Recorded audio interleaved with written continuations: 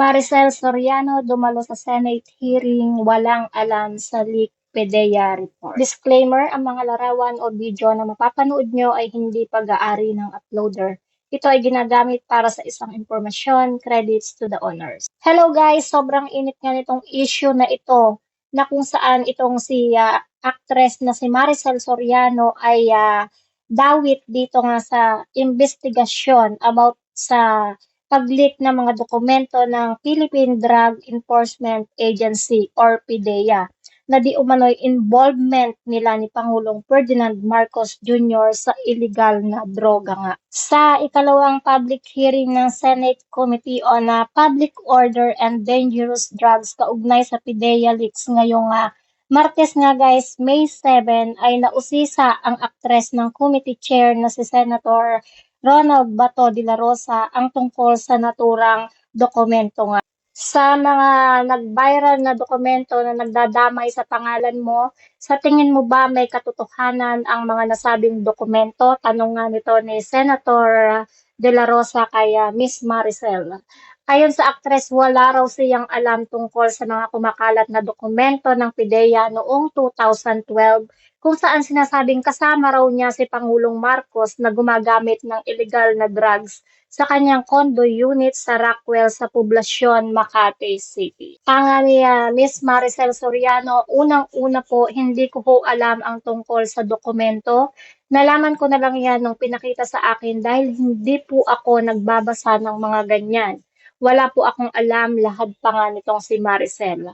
Ngunit sa kabila nito ay inamin niyang pagmamay-ari nga niya talaga ang naturang condo unit. Opo, hanggang 2012 po, nabenta ko na ho yun. Wala na ako doon. Sagot ni Maricel, subalit hindi niya matandaan kung anong buwan nga niya ito na ibenta. Dito nga guys ay hiningi na ni Senator De La Rosa ang kopya ng deed of sale ng naturang condo unit. Matatandaan sa nakaraang hearing na ginanap noong April 30, sinabi ni PDEA Director General Moro Virgilio Lazo na peke ang mga dokumento. Ngunit ayon sa dating PDEA investigation agent na si Jonathan Morales, legit ang mga nag-leak na dokumento kung saan dinawit sina Maricel at ang kasalukuyang Pangulo nga.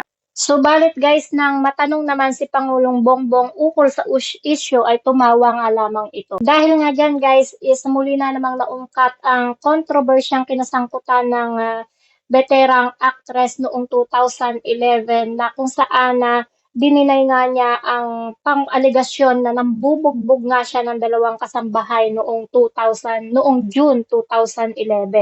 Matatandaan nga guys na sinampahan noon ng reklamo si Maricel ng kanyang mga dating kasambahay na sina May Catsuela at Camille Acujedo dahil sa pananakit at pagkukulong di umano nito sa kanila. Sa naturang public hearing ng Senate Committee on Public Orders and Dangerous Drug, kaugnay sa PDEA leaks ay naitanong ni Senator Bato de la Rosa ang naturang issue. At ang sagot nga nitong si Maricel ay hindi po totoo yan, hindi po mariing sagot nitong si Maricel. Pero totoong mayroon kayong dalawang katulong sa bahay na umalis. Muling tanong nga nitong si Senador. Ang sagot nga ni Maricel ay opo kasi ninakawan po nila ako. Dito ay muli niyang inusisa kung totoong binugbog nga niya ang dalawang kasambahay. Paano ko naman bubugbugin? Dalawa po sila, ang sagot nga ni Maricel. Anyway guys, dahil nga dyan sa issue na yan is marami ang pumuri or humanga kay Maricel dahil nga sa kanyang katapangan sa pagharap niya sa Senado. At marami nga din ang nagalit sa kanya dahil nga sa pagkaka-link niya dito sa issue na ito. Anyway guys, pag alam mong wala kang ginawang kasalanan at nadawit ka lang at gusto mo linisin ang pangalan mo, dapat lang na humarap ka. Salute to you, Miss Maricel Soriano. Prove them wrong. Makikita mo naman ang tunay na nagsasabi ng totoo. So that's it guys. Kayo, ano ang inyong mga komento, ano ang inyong mga reaksyon tungkol sa video nga ito na kung saan ito nga si Diamond Star Maricel Soriano ay nadadawit nga sa issue na ito. Kung hindi pa kayo guys nakasubscribe sa aking YouTube channel, kindly hit the notification bell, like, and share. Maraming salamat sa walang sawang panonood. God bless and ingat po ang lahat.